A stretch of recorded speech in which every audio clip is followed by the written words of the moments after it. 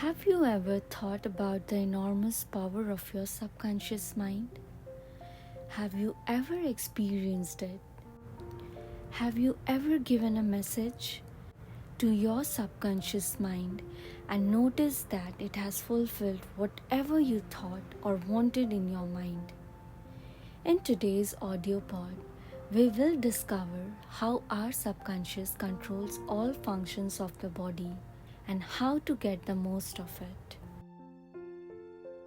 While you are awake or sound asleep upon your bed, the ceaseless, tireless action of your subconscious mind controls all the vital organs of your body without the help of your conscious mind. For example, while you are asleep, your heart continues to beat rhythmically, your lungs do not rest, and the process of inhalation and exhalation. Your blood absorbs fresh air, goes on just the same as when you are awake.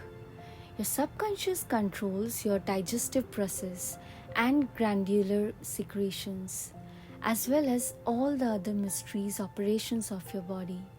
The hair on your face continues to grow whether you are asleep or awake. Scientists tell us that the skin secretes much more perspiration during sleep than during the waking hours. Your eyes, ears, and other senses are active during sleep. For instance, many of our great scientists have received answers to perplexing problems while they were asleep. They saw the answers in a dream.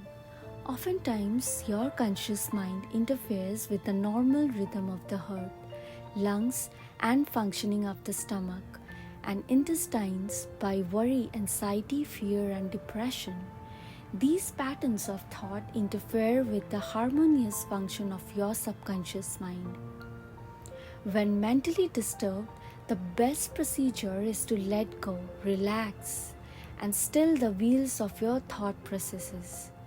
Speak to your subconscious mind, telling it to take over in peace, harmony, and divine order. You will find that all the functions of your body will become normal again. Be sure to speak to your subconscious mind with authority and conviction, and it will conform to your command. Your subconscious seeks to preserve your life and restore you to health at all cost. It causes you to love your children, which also illustrates an instinctive desire to preserve all life. Let us suppose you accidentally ate some bad food. Your subconscious mind would cause you to regurgitate it. If you inadvertently took some poison, your subconscious powers would proceed to neutralize it. If you completely entrusted yourself to its wonder-working power, you would be entirely restored to health. So how do we get the subconscious to work for us? The very first thing is to realize that your subconscious mind is always working. It is active night and day, whether you act upon it or not. Your subconscious is the builder of your body, but you cannot consciously perceive or hear that inner silent process. Your business is with your conscious mind and not your subconscious mind.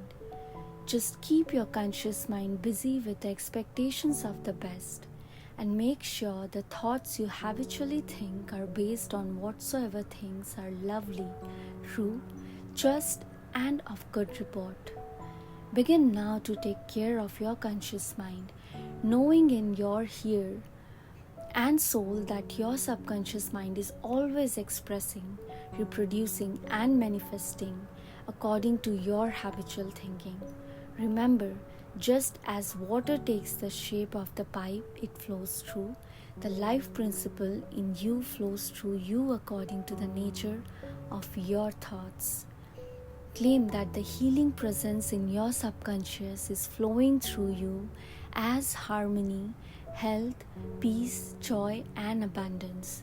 Think of it as a living intelligence, a lovely companion on the way.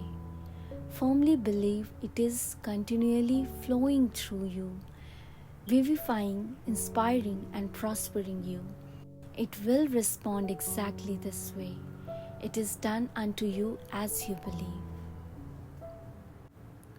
Before we start to listen, the healing principle of subconscious mind and how it restores atrophied optic nerve, let me describe what atrophied means. When a body tissue or an organ gets wasted away, we call it as atrophied muscles.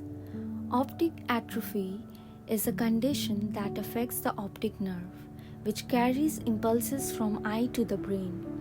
It is not a disease but rather a sign of a potentially more serious condition. So, there is a well-known, duly authenticated case of Madame Baer of France, which is recorded in the archives of Medical Department of Lourdes, situated in France. She was blind. The optic nerves were atrophied and useless. She visited Lourdes and had what she termed a miraculous healing. Ruth Cranston, a Protestant young lady who investigated and wrote about healings at Lourdes in MC Call's magazine in November 1955. There she writes about Madame Baer as follows. At Lourdes, she regained her sight incredibly, with the optic nerve still lifeless and useless, as several doctors could testify after repeated examinations. A month later, upon re-examination, it was found that the seeing mechanism had been restored to normal, but at first, so far as medical examination could tell, she was seeing with dead eyes.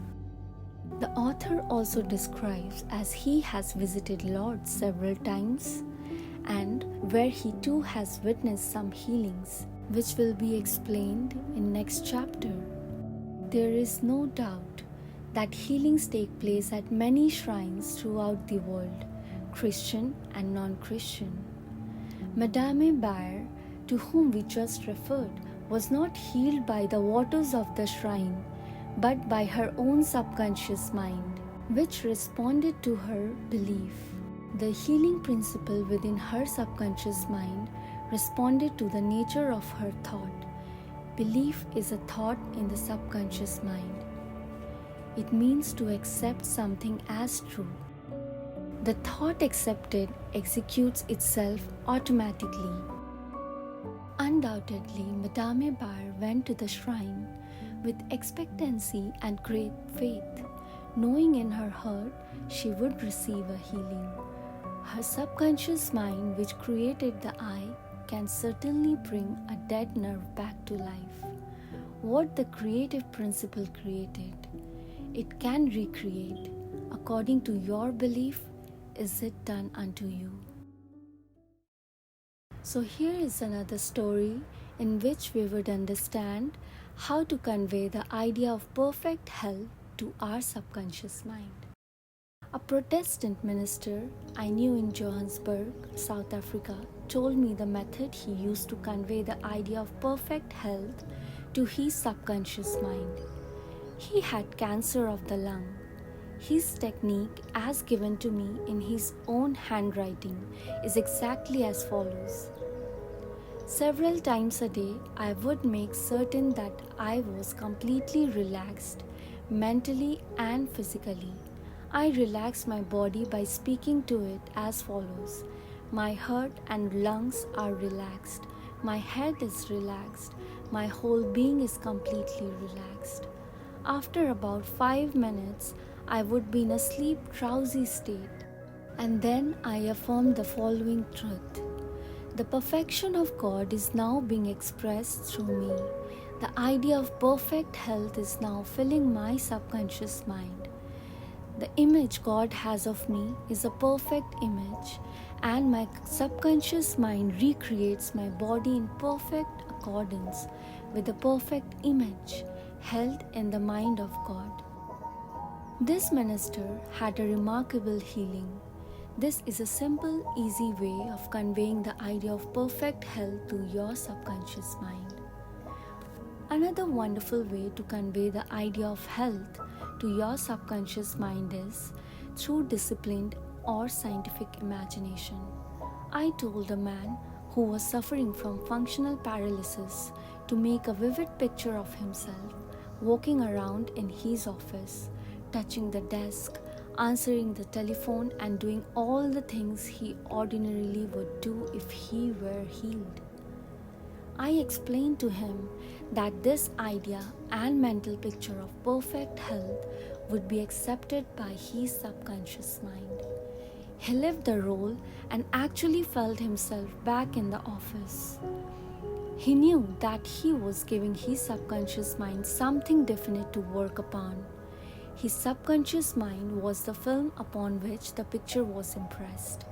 One day, after several weeks of frequent conditioning of the mind with this mental picture, the telephone rang by prearrangement and kept ringing while his wife and nurse were out. The telephone was about 12 feet away, but nevertheless, he managed to answer it. He was healed that hour. The healing power of his subconscious mind responded to his mental imagery, and a healing followed. This man had a mental block which prevented impulses from the brain reaching his legs. Therefore, he said he could not walk. When he shifted his attention to the healing power within him, the power followed through his focused attention, enabling him to walk. Whatsoever ye shall ask in prayer, believing ye shall receive. Matthew 21 verse 22. Keep listening to these powerful audiopods, which will enrich you with knowledge, enhance your listening capacity, and will take you a step further to make you a better person. I would also suggest to listen these audiopods again and again until it completely gets absorbed by your subconscious mind. With this note, signing off. Have a good day.